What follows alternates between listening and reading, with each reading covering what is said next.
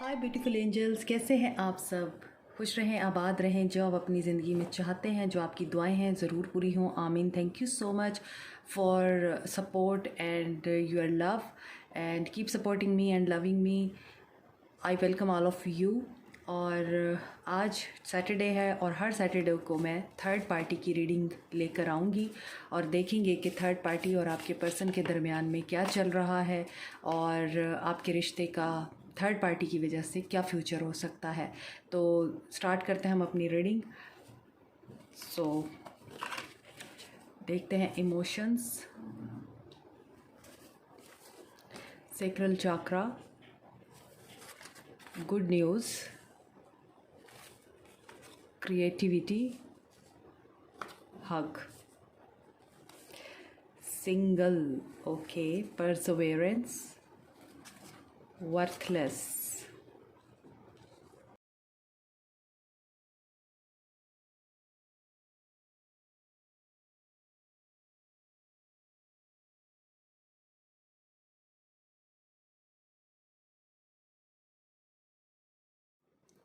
Okay. Cards मैंने arrange कर लिए हैं और तमाम एलिमेंट्स हैं यहाँ पे। एरीज, लियो, सैज, कैंसर, पाइसिस, स्कॉर्पियो, टॉरस, वर्गो, कैप्रिकॉन और एक्वेरियस, लिब्रा, जेमिनाई। तमाम एलिमेंट्स यहाँ पे मौजूद हैं, लेकिन कैंसर और टॉरस बहुत ज़्यादा स्ट्रॉन्ग है यहाँ। बाद में मैं आप लोगों के लिए बाकी कार्ड्स निकालूंगी और लव मैसेजेस भी निकालूंगी आपके पर्सन की तरफ से, क्योंकि आपके पर्सन की एनर्जीज़ बहुत ज़्यादा ब्यूटीफुली ट्रांसफॉर्म होती हुई दिखाई दे रही हैं आप लोगों के लिए। फ़िलहाल थर्ड पार्टी की सिचुएशन में क्या मुझे यहाँ पे दिखाई दे रहा है वो ये है कि आपके पर्सन और आपके दरमियान जो कुछ भी हुआ है, it was a stroke of luck, it was bad luck कि आप लोगों के दरमियान दूरी आई। आप लोगों का खूबसूरत रिश्ता, उसकी खूबसूरत अमारत गिर गई, क्योंकि आपके पर्सन बहुत ज़्यादा कंफ्यूज थे, इमेच्योर भी थे। यहाँ पे पेज ऑफ वॉन्ड्स का कार्ड पहला कार्ड है, तो इमेच्योर थे। इट माइट बी पॉसिबल कि आपके पर्सन आपसे एज में छोटे हों, अराउंड 25 हों, लेकिन ये भी हो सकता है कि आपके पर्सन मेंटली आपसे बहुत ज़्यादा इमेच्योर हों और आप बहुत ज़्यादा मेच्योर हैं, वाइज हैं और बोल्ड भी हैं, करेजियस होकर फ़ैसला लेते हैं, सिचुएशंस को बहुत अच्छी तरीके से डील करते हैं। लेकिन आपके पर्सन के अंदर ये चीज़ें नहीं हैं। आपके पर्सन ना सिर्फ इमेच्योर हैं, बल्कि आपके पर्सन की बेवकूफ़ियों की वजह से, इमेच्योरिटीज़ की वजह से, उनके डर, उनके खौफ और उनकी बुज़दिल नेचर की वजह से आपको ऐसा लगने लगा एक वक्त पे आके कि आप शायद वर्थलेस हैं उनके लिए, आपकी लाइफ वर्थलेस है, आपका रिश्ता वर्थलेस है, या फिर आपने उनके लिए जो कुछ भी किया वो वर्थलेस है। लेकिन इसमें एक जो मुझे ब्यूटीफुल चीज़ नज़र आ रही है वो है परसवेरेंस एंड सिंगल। आप अभी तक सिंगल हैं, आप अभी तक अपने पर्सन का वेट कर रहे हैं, क्योंकि आपके पर्सन ने आपके साथ जो कुछ भी किया है, आपने उनका इंतज़ार करना नहीं छोड़ा। यही वजह है कि आप अभी भी वेट कर रहे हैं कि आपके पर्सन कब वापस आएंगे। अनकंडीशनल लव करते हैं आप, इसी वजह से आपको अपने पर्सन से कोई फ़ायदा नहीं चाहिए। उन्होंने आपके साथ जो कुछ भी किया है, आपके दिल में उनके लिए प्यार ख़त्म नहीं हुआ है। हालांकि आपको एक वक्त में आके ये भी फ़ील हुआ कि आप तो बिल्कुल भी उनके लिए कोई अहमियत नहीं रखते, इसके बावजूद आपका प्यार ख़त्म नहीं हुआ। दैट्स वेरी ब्यूटीफुल कि आप अपने पर्सन से इतनी मोहब्बत करते हैं। तो यहाँ पर जो चीज़ नज़र आ रही है वो ये है कि आपके पर्सन इमेच्योर भी हैं, वो काफ़ी कंट्रोलिंग भी हैं, कंट्रोल करते थे आपको, और बिहाइंड द सरफेस जो कुछ हो रहा था आपके पर्सन आपको नहीं बताते थे। थर्ड पार्टी से रिलेटेड कोई भी ऐसी चीज़ जो उनकी ज़िंदगी में हो रही थी वो आपको नहीं बताते थे, वो सीक्रेट रखते थे और अपने आप तक रखते थे। अब ये थर्ड पार्टी उनकी मदर हो सकती हैं, उनकी वाइफ हो सकती है, उनकी सिस्टर हो सकती है, उनकी कोई फ्रेंड हो सकती है, या फिर हस्बैंड भी हो सकते हैं, वाइस वर्सा, क्योंकि एनर्जीज़ मैटर करती हैं यहाँ पे। इसके अलावा ये third party caste, culture, religion या सोसाइटी का प्रेशर भी हो सकता है। शादी को लेके भी इशू हो सकते हैं। थर्ड पार्टी कुछ भी हो सकता है, मगर इस थर्ड पार्टी के साथ आपके पर्सन ने आपके साथ जो ज़्यादती की वो ये की कि आपके पर्सन ने आपको बीच रास्ते में छोड़ दिया। आपको ये नहीं बताया कि आपके साथ उनका क्या फ्यूचर है, आपको स्टक एनर्जी में छोड़ के वो आगे बढ़ गए। लेकिन अब उनका थर्ड पार्टी के साथ जो सिचुएशन चल रही है कि टावर मूवमेंट आना है उनके साथ, और आपके पर्सन की लाइफ में बहुत ज़्यादा डिस्टर्बेंस क्रिएट होगी, टेंशन क्रिएट होगी। टावर मूवमेंट आएगा थर्ड पार्टी के साथ, और उसके बाद आपके पर्सन आपके बारे में सोचेंगे, उन्हें ख्याल आएगा कि आपने उनसे कमिटमेंट मांगी थी, आपने उनसे बहुत बेपनाह मोहब्बत की थी, आपने उनका ख्याल किया था, आप उनको बच्चों की तरह ट्रीट करते थे। ये भी हो सकता है कि आप उन्हें बच्चों की तरह ट्रीट करते रहे हैं, उनकी हर बात मानते रहे हैं, इसी वजह से वो काफ़ी आपके आदी हो गए, आप पे डिपेंडेंट हो गए, और जो उनकी नेचर है वो बाहर निकल कर नहीं आई, और वो काफ़ी हद तक मुझे लगता है बुज़दिल भी हैं, और करेजियस होकर फ़ैसला नहीं ले पाते, डरते हैं, सोसाइटी से डरते हैं, या पेरेंट्स से डरते हैं, या सिचुएशंस जब आती हैं तो वो बहुत ज़्यादा पैनिक हो जाते हैं। मुझे यहाँ पे ये भी वाइब्स आ रही हैं। आप उनके मुकाबले में बहुत स्ट्रॉन्ग और बहुत ज़्यादा आप लोग बोल्ड हैं, और आपके पर्सन इस चीज़ से भी डरते हैं कि आप तो उनके मुकाबले में बहुत स्ट्रॉन्ग हैं, और आप काफ़ी आपका हैंड अप रहता है अपने पर्सन के मुकाबले में। तो ये चीज़ें भी हैं, उनको तंग करती थी, और इसी वजह से आपके पर्सन डिसाइड नहीं कर पाते थे, कंफ्यूज रहते थे कि आपकी तरफ कदम बढ़ाएं या आपके लिए स्टैंड लें, या फिर जो उनके पेरेंट्स कह रहे हैं, जो सोसाइटी है, जो ट्रेडिशंस हैं, जो वैल्यूज़ हैं, उनकी तरफ जाएं। तो जगल करने की कोशिश भी करते थे थर्ड पार्टी को, और आपको बैलेंस करने की कोशिश भी करते थे, मगर वो नाकाम ही रहे उसमें। अब थर्ड पार्टी जो है आपके पर्सन के साथ एक तरह से उनका लड़ाई झगड़ा होने वाला है, या आपके पर्सन का थर्ड पार्टी के साथ कुछ ना कुछ बहुत बड़ा होने वाला है। एक तरह से यूँ कहना चाहिए तबाही आने वाली है थर्ड पार्टी और आपके पर्सन के दरमियान में, और यहीं से आपके पर्सन को क्लैरिटी मिलेगी, यहीं से आपके पर्सन को रियलाइजेशन होगी। और कुछ लोगों के लिए ये कार्मिक है, कुछ लोगों के लिए आपके पर्सन आपके ट्विन फ्लेम हो सकते हैं, या फिर सोलमेट हो सकते हैं। आप कुछ लोगों के लिए आपके पर्सन कार्मिक भी हो सकते हैं। तो ये जो है साइकिल कंप्लीट होगा आप लोगों का, और कंप्लीट होने के बाद आपके पर्सन इतना ज़्यादा आपके लिए इमोशनल फील करेंगे कि वो जल्दी से तेज़ी से आपकी तरफ आएंगे, आपसे बात करेंगे, और आपके लिए स्टैंड लेने की पोजीशन में आ जाएंगे।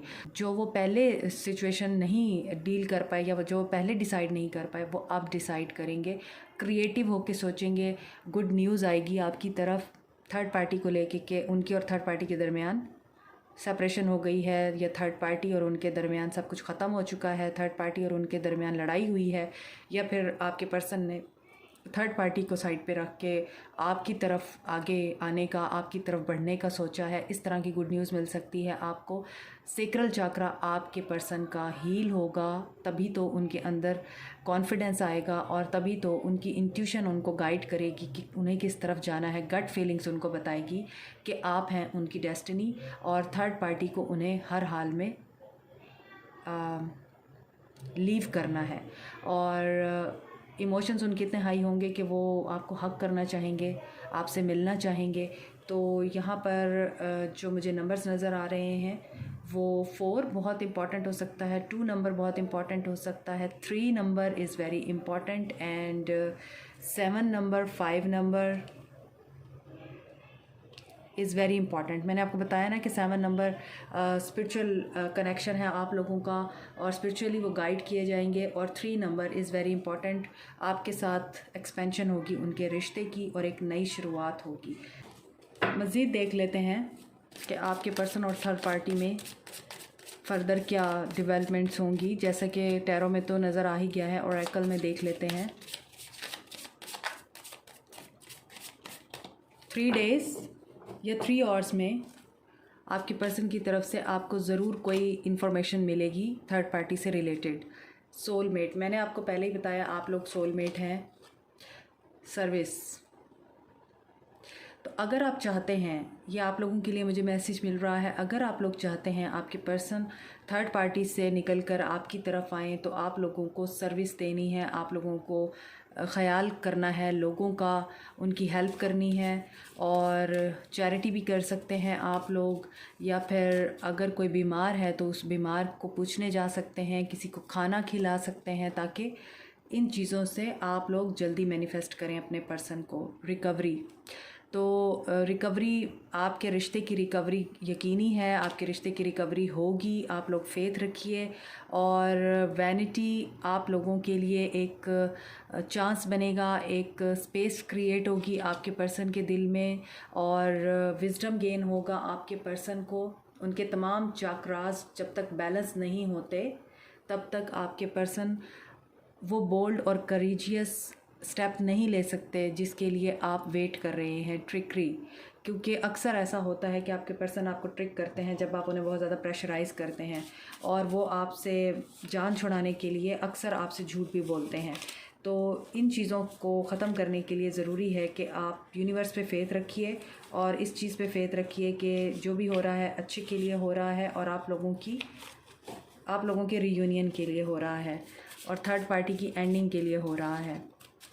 मज़ीद मैं देखती हूँ आपके पर्सन की तरफ से आपके लिए क्या मैसेजेस हैं, पिक्चर क्लियर हो जाएगी।